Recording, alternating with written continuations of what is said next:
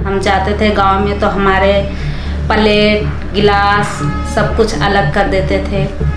हमें जिस थाली में खाना देते थे उसमें नाखून पालिश लगा देते थे कि इसी में अब इनको देना है। हम लोग दवा खाते हैं, अपने रिश्तेदार को भी नहीं बताए, अपने परिवार के किसी को नहीं बताए, खाली हम लोग मियाँ बीवी के पता है।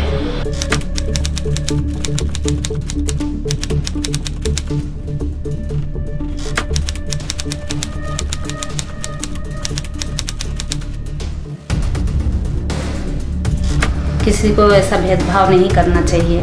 साथ में बैठने से, खाने से, हाथ मिलाने से ये बीमारी नहीं फैलती है।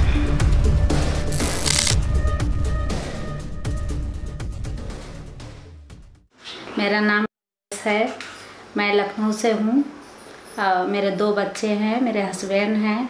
हम सन 2008 में यहाँ आए हैं दिल्ली में। मेरे हस्बैंड का तबीयत ख़राब था तो फिर चेक कराए तो उनको ये बीमारी के बारे में पता चला।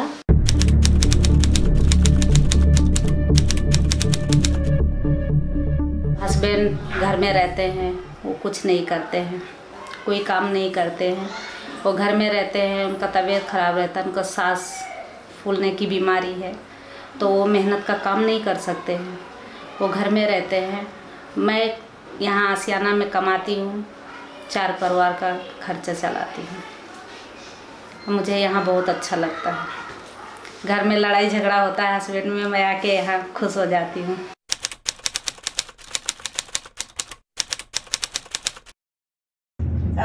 Nice.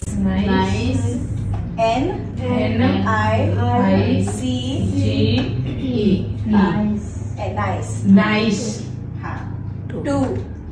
T-O. Very good.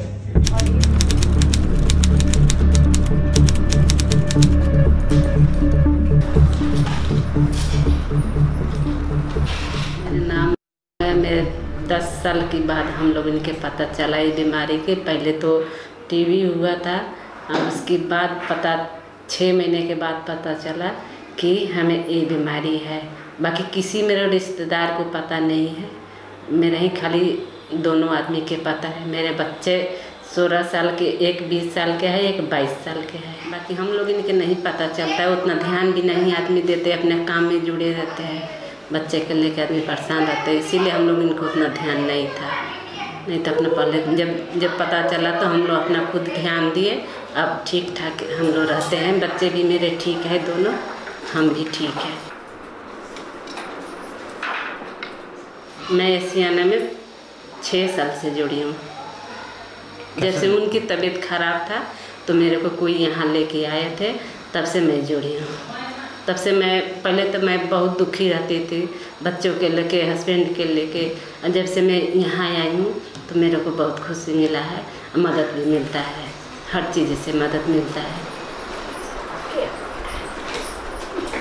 बच्चे भी हमारे खुश रहते हैं यहाँ के, से पढ़ाई लिखाई में भी मदद मिलते हैं। दीदी भी देती है, मैम भी देते हैं, इसीलिए हम लोग नहीं छोड़ने के चाहते हैं कि हम नहीं जाएंगे, ये हमारा घर हो गया है अपना।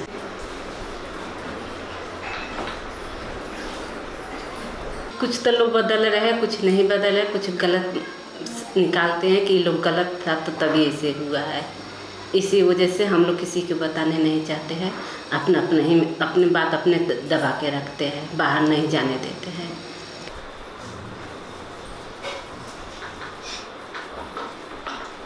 हम जाते थे गांव में तो हमारे प्लेट गिलास सब कुछ अलग कर देते थे।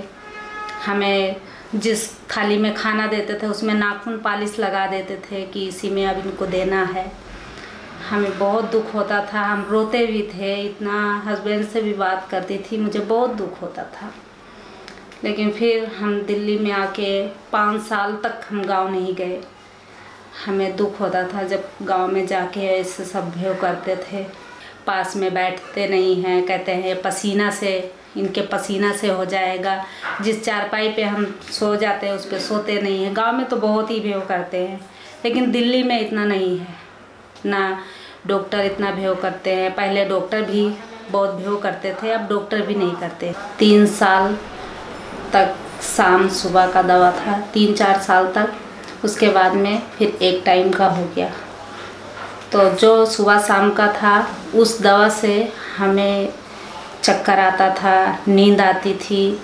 कोई भी दवा जैसे सर दर्द का दवा खा लेते थे तो हमें एलर्जी हो जाता था पूरे स्किन में। और उसके बाद में फिर जब चेंज हो गया दवा तो रात का दवा खाते हैं अब तो हमें खाली नींद आती है और चक्कर आता है, लेकिन रात को खाते हैं हम, खा के हम सो जाते हैं। हम बैठ नहीं सकते लेकिन सो जाते हैं, तो सुबह तक थोड़ा नॉर्मल हो जाता है और सब कुछ ठीक है इस दवा से जो चेंजिंग था।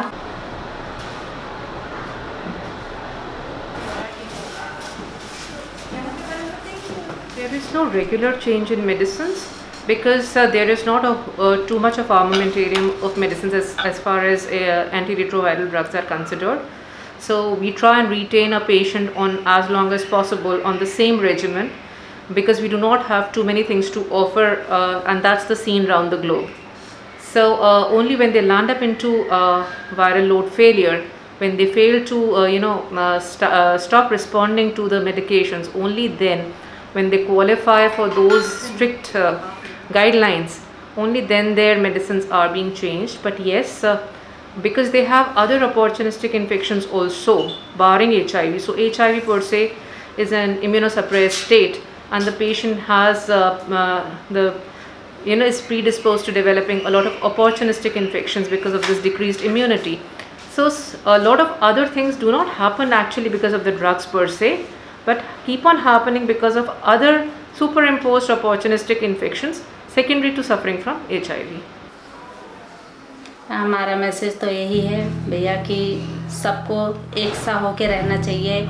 इस बीमारी से कुछ भी नहीं है, जब तक हमारा खून और आपका खून टच नहीं होगा तब तक कुछ नहीं होता है। इससे किसी को ऐसा भेदभाव नहीं करना चाहिए। साथ में बैठने से, खाने से, हाथ मिलाने से ये बीमारी नहीं फैलती है।